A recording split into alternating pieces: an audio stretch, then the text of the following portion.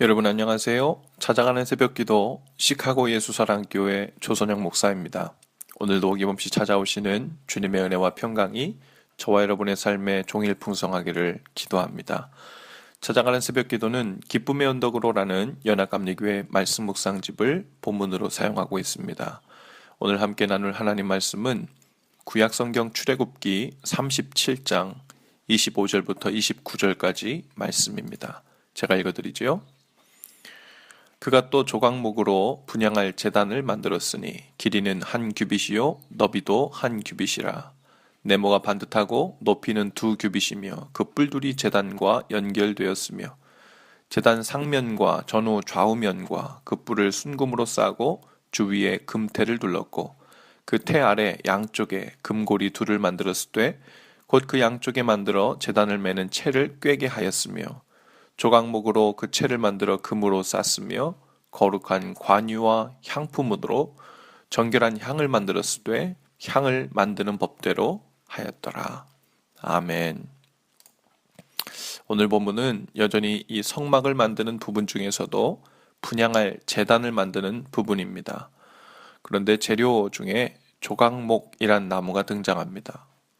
사실 하나님은 성막을 만들 때 분향을 하는 제단뿐 아니라 떡상, 널판 등 이 조각목이라고 불리는 시띠나무로 만들도록 명하셨습니다. 하나님의 궤라고 불리는 법궤도 이 조각목, 즉 시띠나무로 만들도록 하셨죠. 사실 이 조각목은 볼품이 없는 나무입니다. 나무가 고르지 못하고 비틀어져서 사용하기가 힘듭니다. 꽃도 피우지 못하고 열매도 없는 광야에서 자라는 볼품없는 나무지요. 광야의 동물들에게도 커다란 그늘 하나 제대로 만들어주지 못하는 나무입니다. 언뜻 보면 아무짝에도 쓸모없는 나무처럼 보입니다. 그런데 하나님께서는 그 조각목 시띠나무로 법궤를 만들고 성막의 기구들을 만들라고 하셨죠. 만일 시띠나무가 자란 것이 있다면 광야에서 잘 견디고 살아남은 나무라는 것입니다. 광야에서 참고 견디고 살아남았더니 하나님께 귀히 쓰임을 받게 된 거죠. 우리들 인생이 마치 이 시띠나무와 같습니다. 볼품없고 꽃도 없고 열매도 없는 시띠나무와 비슷하죠.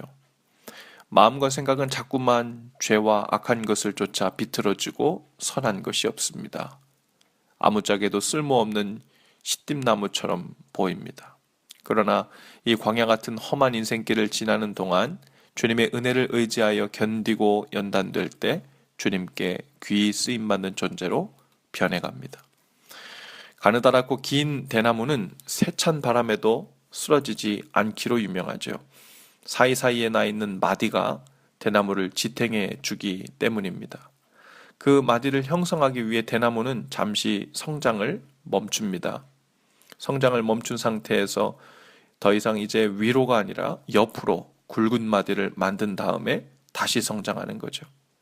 한 번에 쭉 크는 것이 아니라 주기적으로 성장을 멈춘 다음에 마디 만드는 기간을 거치는 겁니다.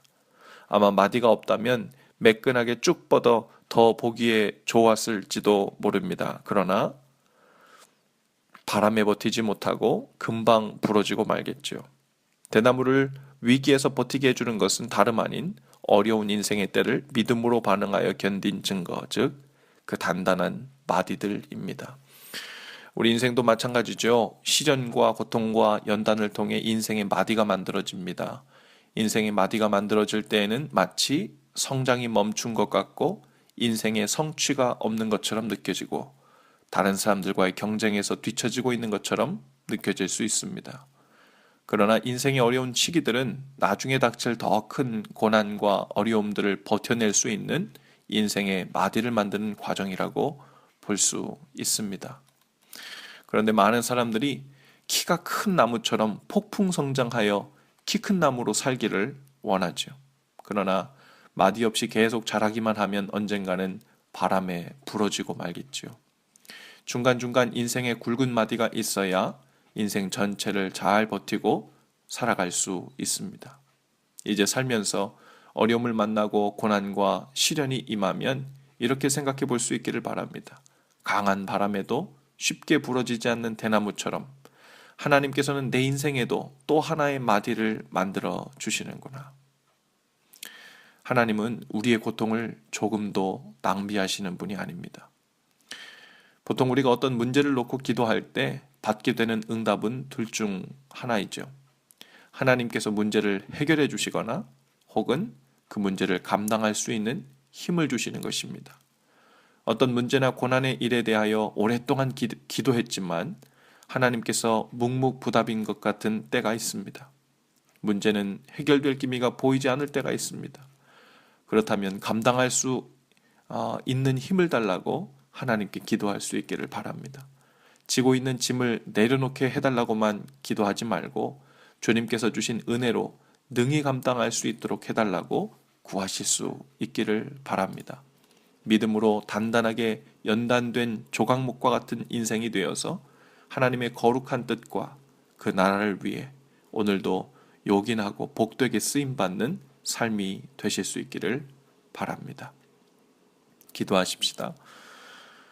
주님, 조각목과 같이 볼품없고 열매없고 쓸모없는 것 같은 인생이라도 가장 거룩한 주님의 일을 위해 쓰임받을 수 있도록 우리를 불러주시고 준비시켜 주시고 또 우리와 함께 해주시니 감사합니다. 오늘도 만나게 될 모든 인생의 문제들 앞에서 불평과 낙심으로 일관하지 않게 하시고 우리를 홀로 두지 않으시는 선하신 주님을 신뢰함으로 그 모든 일들을 감당할 수 있는 힘과 지혜를 주옵소서. 예수님의 이름으로 기도합니다. 아멘. 여러분은 오늘도 예수 사랑으로 파이팅입니다. 내일 아침에 다시 찾아뵙지요.